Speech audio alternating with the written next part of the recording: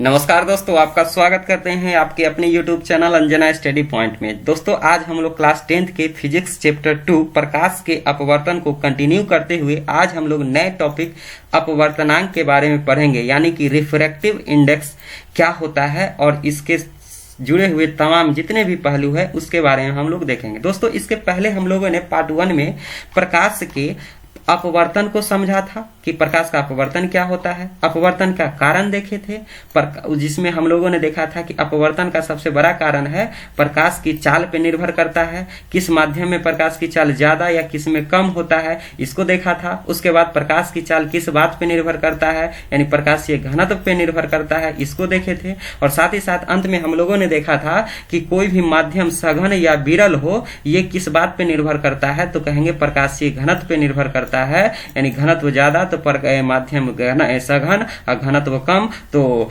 माध्यम कैसा होता है, विरल। इसके बारे में हम लोगों ने देख लिए थे। आज हम लोग देखेंगे प्रकाश का यानी अपवर्तनांक के बारे में कि क्या होता है अपवर्तनांक। दोस्तों मैं आपसे पूछूं कि प्रकाश जब एक माध्यम से दूसरे माध्यम में जाता है तो अपने दिशा से क्या होता है, भटकता है। इसके बारे में अध्ययन किया था, तो उसमें मैंने एक रीजन बताया था कि वैज्ञानिकों ने अपने शोध के आधार पर देखा कि इसके पीछे का क्या कारण है कि जब एक माध्यम से दूसरे माध्यम में जाता है तो अपने दिशा से भटक जाता है। तो वहां पे वैज्ञानिकों के शोध के आधार पर पता चला कि इसका सबसे बड़ा रीजन है प्रकाश की चाल, क्योंकि प्रकाश की चाल अलग अलग माध्यम में अलग अलग होती है।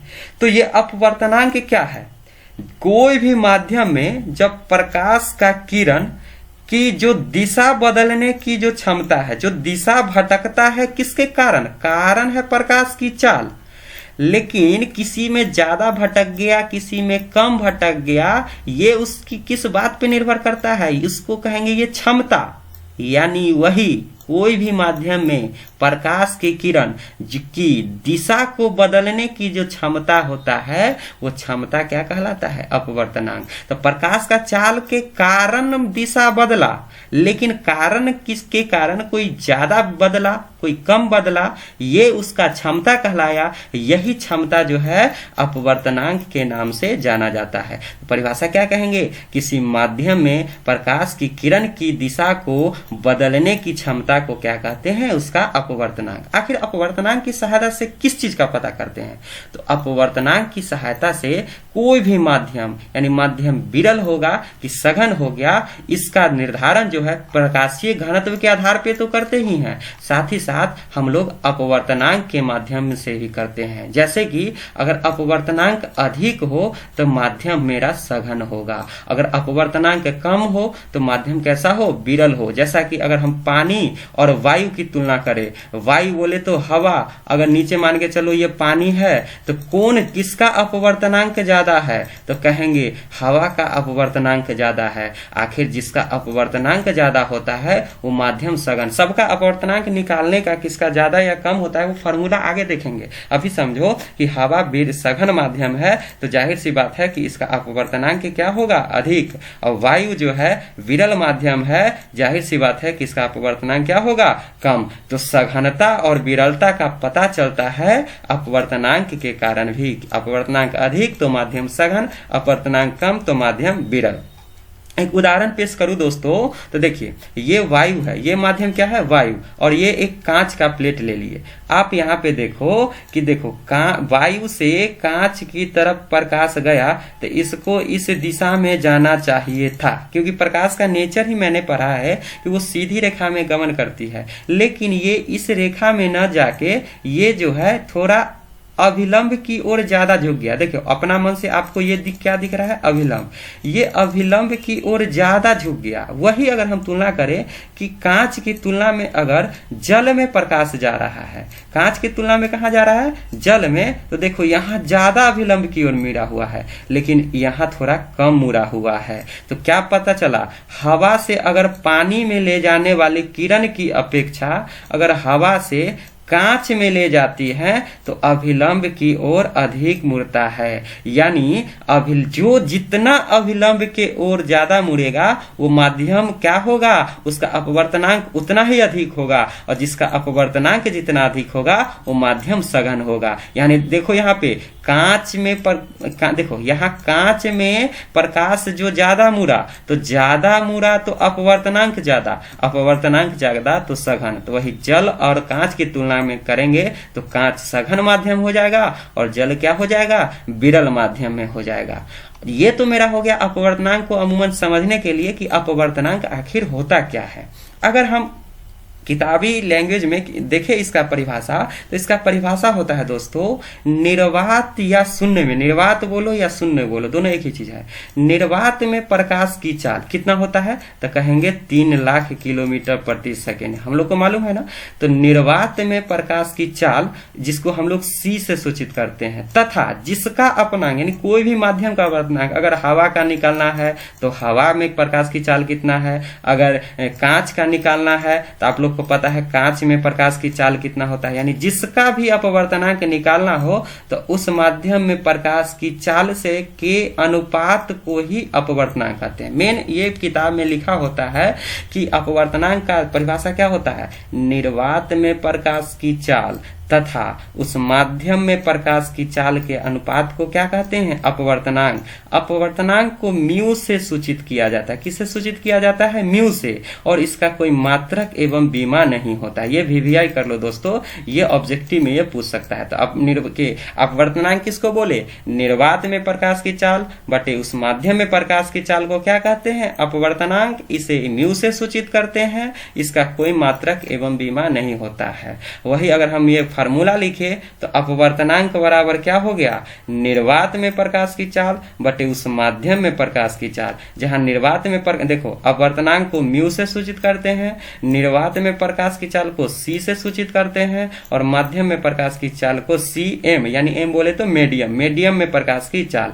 तो कहीं पे अगर हमको अपवर्तनांक निकालने के लिए कहेंगे तो म्यू बराबर निर्वात में प्रकाश की चाल बटे उस माध्यम में प्रकाश की चाल, ऐसे करके निकाल देंगे तो मेरा अपवर्तनांक निकल जाएगा। जैसे एक क्वेश्चन यहाँ पे देखो, अगर क्वेश्चन आपसे कहेगा कांच का अपवर्तनांक निकालो, किसका निकालो, कांच को।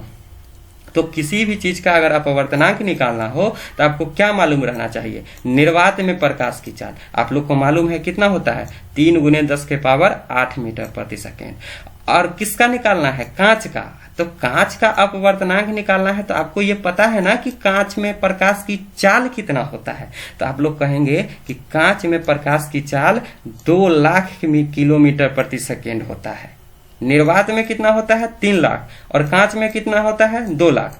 तो अगर कांच का अपवर्तनांक कहेंगे तो ये फॉर्मूला लगा देंगे, क्या होता है, निर्वात में प्रकाश की चाल। देखो कांच का अपवर्तनांक निकालना है तो निर्वात में प्रकाश की चाल c और उस माध्यम में प्रकाश की चाल क्या होता है, cm। ये फॉर्मूला पे ऐसे बैठा दो, निर्वात में प्रकाश की चाल कितना होता है, 3 लाख, और नीचे कितना होता है, 2 लाख। इसको काट छाट कर दो, फाइनली कितना आ जाएगा, 1.5। तो कांच का अपवर्तनांक कितना होता है, 1.5 होता है, यानी 1.5 होता है। इस प्रकार से आप किसी भी माध्यम का अपवर्तनांक बहुत आसानी से निकाल पाओगे।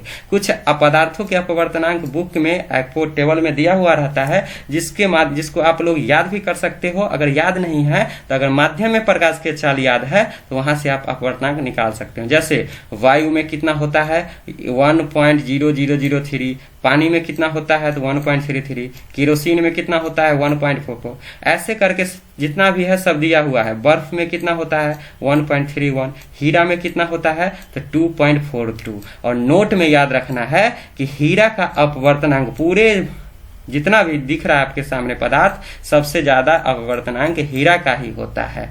तो जाहिर सी बात है जिसका अपवर्तनांक जितना ज्यादा होगा वो माध्यम उतना ही सघन होगा। तो हीरा सबसे सघन होता है और सबसे कठोर भी होता है। तो हीरा का अपवर्तनांक कितना हो गया, 2.42। अब क्या याद रखना है कि यानी कि देखो अगर हम बात करेंगे किसका, प्रकाश की चाल और अपवर्तनांक में क्या संबंध है। देखो यहाँ दोस्तों, कल मैंने देखा था प्रकाश की चाल और प्रकाश की घनत्व में संबंध, जहां मैंने बात किया था कि जिस्म का घनत्व ज्यादा उसका प्रकाश की चाल उतना ही कम होता है। वही हाल यहाँ भी है, अपवर्तनांक और प्रकाश की चाल में उल्टा संबंध होता है। क्यों? क्योंकि हमको यहाँ पे देखो वायु का अपवर्तनांक यहाँ देखो कितना है 1.003, इसका जल का कितना है 1.33, इसका अपवर्तनांक कम है कि नहीं तो कहेंगे हाँ। पानी का अपवर्तनांक ज्यादा है कि नहीं तो कहेंगे हाँ। तो देखो दोनों का मालूम है कि दोनों में प्रकाश की चाल किस में ज्यादा होता है, तो आप कहोगे हाँ वायु में ज्यादा होता है पानी की अपेक्षा। यानी देखो जिसका अपवर्तनांक कम है तो उसका प्रकाश की चाल उतना ही अधिक होता है। इस प्रकार से हीरा में प्रकाश की चाल सबसे कम हो जाएगा क्योंकि अपवर्तनांक इसका सबसे ज्यादा होता है। तो अपवर्तनांक किस बात पे निर्भर करता है, अपवर्तनांक निर्भर करता है प्रकाश की चाल पे। जिसका प्रकाश की चाल जितना कम उसका अपवर्तनांक उतना ही अधिक। यानी इस दूसरे शब्दों में ये कह सकते हैं जिसका अपवर्तनांक ज्यादा प्रकाश की चाल कम, जिसका अपवर्तनांक कम उसका प्रकाश की चाल उतना ही अधिक। तो दोस्तों आज हम लोग देखे अपवर्तनांक क्या होता है। नेक्स्ट टॉपिक में हम लोग देखेंगे आपेक्षिक अपवर्तनांक क्या होता है। यानी ये अपवर्तनांक और रिलेटिव रिफ्रैक्टिव इंडेक्स अमूमन मिलता जुलता टॉपिक है, तो वीडियो लंबा हो जाने के कारण इसको हम लोग अगले वीडियो में कवर करेंगे। दोस्तों हमारा वीडियो अगर आप लोग को अच्छा लग रहा होगा, मेरा प्रयास आप लोग को पसंद आ रहा होगा, हमारे इस कंटेंट से आपको कुछ लाभ मिल रहा होगा, तो कृपया हमारे इस जितने भी वीडियो है हमें सपोर्ट करो, लाइक सब्सक्राइब तथा अपने दोस्तों में शेयर जरूर करें। तब तक के लिए जय हिंद जय भारत।